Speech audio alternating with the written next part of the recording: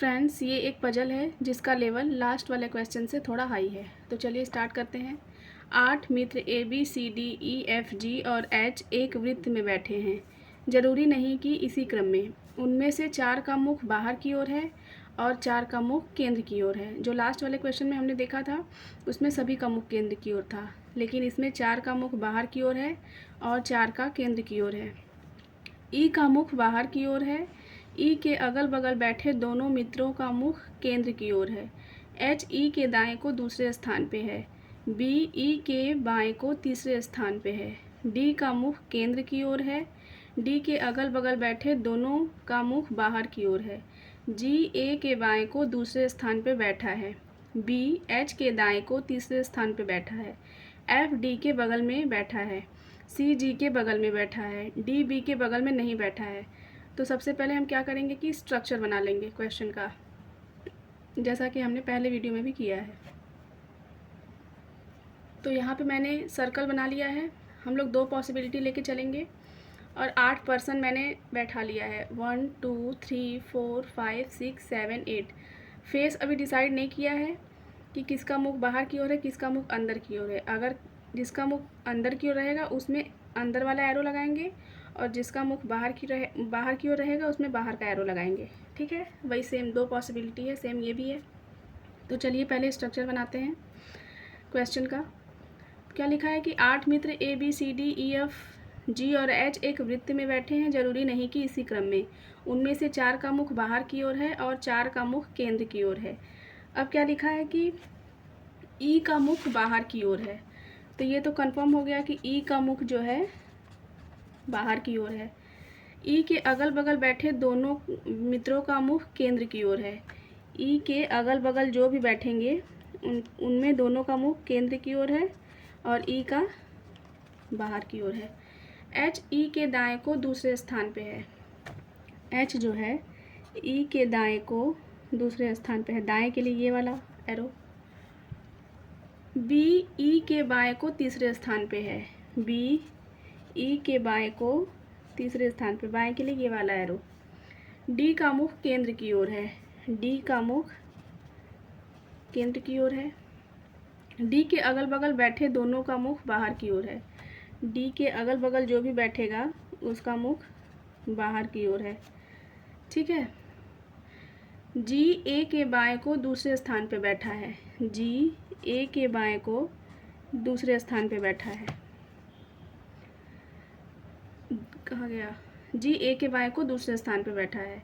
B H के दाएं को तीसरे स्थान पे बैठा है। बी एच के दाएं को तीसरे स्थान पे बैठा है। एफ डी के बगल में बैठा है, मतलब एफ डी के या तो बाएं हो सकता है या दाएं, यानी डी एफ के या बाएं या दाएं हो सकता है। सी जी के बगल में बैठा है। सी के अगल बगल कहीं जी बैठा है। ठीक है, जी। अब क्या लिखा है कि डी बी के बगल में नहीं बैठा है। डी के अगल बगल कहीं बी नहीं बैठा है। तो चलिए क्वेश्चन स्टार्ट करते हैं सॉल्व करना। तो सबसे पहले जिसकी दिशा कन्फर्म है उसको लिख लेंगे। तो देखिए यहाँ पे लिखा हुआ है कि ई बाहर की तरफ देख रहा है और ई के अगल बगल बैठे दोनों का मुख केंद्र की ओर है। तो अगर हम यहाँ ई से स्टार्ट करें, ई का फेस बाहर की ओर है, इसके अगल बगल जो भी बैठा है उसका फेस केंद्र की ओर है। दूसरी पॉसिबिलिटी में भी हम यही लिख लेंगे। अब क्या लिखा है कि अब देखिए ई से रिलेटेड हम देखेंगे, ई के बाएं को तीसरे स्थान पे बी है। तो अगर ई का फेस बाहर है तो उसका बायां इधर हुआ। 1 2 3 यहाँ पे बी बैठा देंगे। सेम इसमें भी 1 2 3 यहाँ बी बैठा देंगे। अब क्या लिखा है कि एच के दाएं को तीसरे स्थान पे बी है, मतलब एच और बी के बीच में 2 व्यक्ति होने चाहिए। तो एच और बी के बीच में यहाँ पे तो एच के लिए जगह बचेगा नहीं, तो यहाँ पे हम एच कर देंगे। 1 2 एच। अब क्या लिखा है, एच के दाएं को तीसरे स्थान पे, मतलब अगर एच का फेस बाहर की तरफ रहेगा तभी तो बी उसके दाएं पे आएगा। तो ऐसे हमें एच के फेस की दिशा पता चल गई। अब क्या लिखा है कि ई के दाएं को दूसरे स्थान पे एच है। देखिए ये अपने आप क्लियर हो गया कि ई का दायां इधर हुआ, उसके दूसरे स्थान पे एच है दोनों में। अब देखते हैं कि ई के बाएं को, ये तो हो गया। अब नेक्स्ट कौन सा देखते हैं, ये केंद्र वाला हो गया, ई के दाएं को हो गया। और अब देखिए इसमें क्या लिखा है कि डी के अगल बगल कहीं बी नहीं बैठा है, मतलब बी के अगल बगल डी नहीं बैठेगा। तो डी अगर यहाँ बैठेगा तो हम काट देंगे, और डी अगर यहाँ बैठेगा तो काट देंगे, मतलब डी यहाँ नहीं बैठेगा। तो डी के लिए सिर्फ और भी ऑप्शन है, लेकिन और हम देख लेते हैं।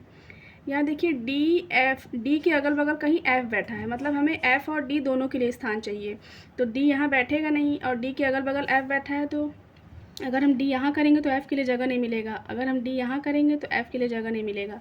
इसलिए डी या तो यहाँ रहेगा या फिर यहाँ रहेगा। और क्या दिया है कि डी का फेस केंद्र की तरफ है, डी का फेस केंद्र की तरफ है, ठीक है। और डी के जो अगल बगल वाले हैं उनका फेस बाहर की ओर है, इसका भी बाहर की ओर, इसका तो बाहर है ही, इसका भी बाहर हो जाएगा। और लिखा है कि डी के अगल बगल एफ़ बैठा है, तो डी के अगल बगल एफ़ यहाँ कर देते हैं, डी के अगल बगल एफ़ यहाँ कर देते हैं। और देखिए हमें यहाँ पे दो कंटिन्यू जगह भी चाहिए, सी और जी के लिए भी, मतलब सी और जी एक पास बैठे हैं। और क्या लिखा है कि ए के बाएं को दूसरे स्थान पे जी है, अगर हम जी यहाँ कर देते हैं तो ए के लिए कहीं जगह नहीं मिलेगा। यहाँ पे कंटिन्यू पोजीशन हमें ये मिल रहा है, अगर हम जी यहाँ कर देते हैं तो एक मतलब एक स्पेस छोड़ के लिए ए के लिए तो जगह मिल नहीं रहा है, तो हम यहाँ पे जी बैठाएंगे। और क्या लिखा है कि ए के बाएं को, लेकिन यहाँ पे ये लिखा है कि अंदर की तरफ देख रहा है, तो ए का बायां तो हुआ नहीं, तो ये वाला कंडीशन गलत हो जाएगा। अगर हम जी यहाँ बैठाते हैं और ए यहाँ बैठाते हैं तो ए के बाएं को दूसरे स्थान पे जी सही है। और क्या लिखा है कि जी के अगल बगल सी बैठा है, ठीक है। तो गाइज़ ये हो गया हमारा पजल सॉल्व, लेकिन इसमें ये कंफर्म नहीं हो पाया है कि 1 2 3 4 लोग का मुंह बाहर की ओर है, 4 लोग का फेस अंदर की ओर है।